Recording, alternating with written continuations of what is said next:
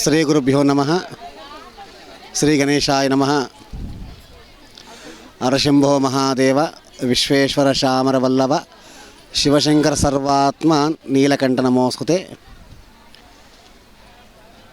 గత రామలింగేశ్వర స్వామి దేవాలయము 40 ఏళ్ల కిందటి నుంచి జరుగుతున్నటువంటి కార్యక్రమంలో ఇప్పటి వరకు దినదిన ప్రవర్తమానం చెందుతూ గత 10 సంవత్సరాల నుంచి స్వామివారికి అభిషేకాలు, స్వామివారి కళ్యాణం అంటూ దినదిన ప్రవర్తమానం చెందుతుంది.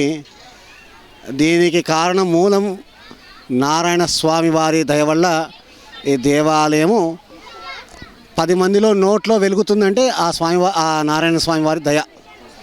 ఆయన తర్వాత పవనపుత్ర యువజన సంఘం ఏర్పాటు చేయడమైనది.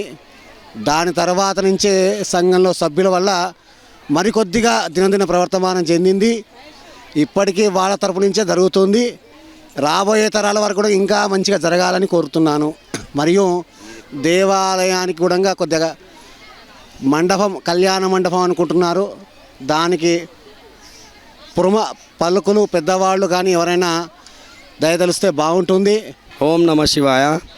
ఈ గుడి గత 40 సంవత్సరాల నుంచి వెళ్ళి ఇక్కడ శివరాత్రి ఉత్సవాలు కానీ అన్నీ నారాయణ స్వామి ఆధ్వర్యంలో జరుగుతుండే. తర్వాత గల్లీ వేరే పెద్ద మనుషుల నుంచి వెళ్ళి వాళ్ళు కొద్దిగా గుడి కొరకు భజన మండలి, ఈ గుడి పూర్వం గల్లీ పెద్దలు భజన మండలి వాళ్ళు కొన్ని దినాలు ఈ గుడి శివరాత్రి ఉత్సవాలు కానీ గుడి బాగుబాగులు మొత్తం వాళ్ళు చూసుకున్నారు. తర్వాత మేము ఈ పవనపుత్ర యువజన సంఘంకి వెళ్ళి మా యూత్ మొత్తము ఈ శివరాత్రి మహోత్సవాలు ఇవన్నీ ఘనంగా జరుపుటకు వీధి పెద్దలు అందరూ సహకారంతో మేము ఈ గుడి ఉత్సవాలు ఇంత బ్రహ్మాండంగా జరగలుగుతున్నాం.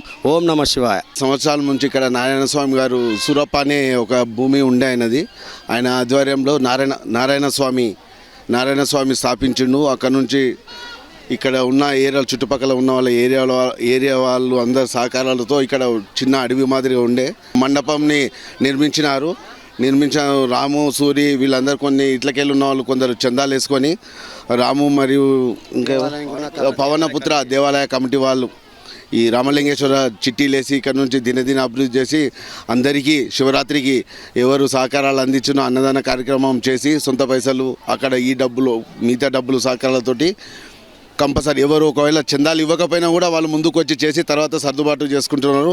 ఆ ఘనత దీనికి అందరూ సహకరిస్తున్నారు. మన అయ్యగారు కానీ చుట్టుపక్కల వాళ్ళు ఈ ఏరియా వాళ్ళు ఉన్నారైతే ఎల్లవేళలా ఎనీ టైంలో సహకారాలు అందిస్తున్నారు. శివస్వాములు వీళ్ళందరూ చాలా సహకారాలు అందించుకుంటే ప్రతి సంవత్సరం దినదిన ఇప్పుడు నాకు తెలిసి మహబూబ్నగర్లో వన్ ఆఫ్ ది శివాలయంగా పేరు పొందుతుందని మేము అనుకుంటున్నాము. కూడా తెలియజేయడం ఏమనగా వానగుట్ట పుణ్యక్షేత్రమునందు శ్రీ రామలింగేశ్వర స్వామి యొక్క దేవాలయమునందు ప్రతి శివరాత్రి సందర్భముగా పార్వతీ పరమేశ్వర స్వామి కళ్యాణ కైంకర్యములు ద్వితీయ దినసమునందు స్వామివారి కళ్యాణ మహోత్సవ కార్యక్రమాలు ఇక్కడ చేయడం జరుగుతుంది. అదేవిధంగా ఇక్కడికి ఎవ్వరు ఎలాంటి భక్తులు వచ్చినా కూడా పొద్దున సాయంత్రం అనేది లేకుండా స్వామివారికి విశేషంగా అభిషేకము ప్రతిరోజు 360 రోజుల వరకు ఎవ్వరు వచ్చినా ఎవ్వరు రాకున్నా అందరూ కూడా స్వామివారికి నీళ్లు పోసుకోవడానికి ఇక్కడ ఉన్నటువంటి వాళ్ళు ఏర్పాటు చేయడం జరిగింది. అదే ప్రకారంగా ప్రతి సంవత్సరం ఇక్కడ స్వామివారి కళ్యాణాన్ని రెట్టింపు చేసుకుంటూ పోతూ స్వామివారి యొక్క వైభవాంతరం మొత్తం కూడా ఇక్కడ నిండి ఉన్నది. కాబట్టి మీరు కూడా భక్త మహాశయులందరూ కూడా ఒకసారి ఆలయం దగ్గరికి వచ్చి వీక్షించి స్వామివారి యొక్క కృపకు ప్రార్థులవుతారని మా యొక్క మనవి. శ్రీమాత్రే నమో నమః.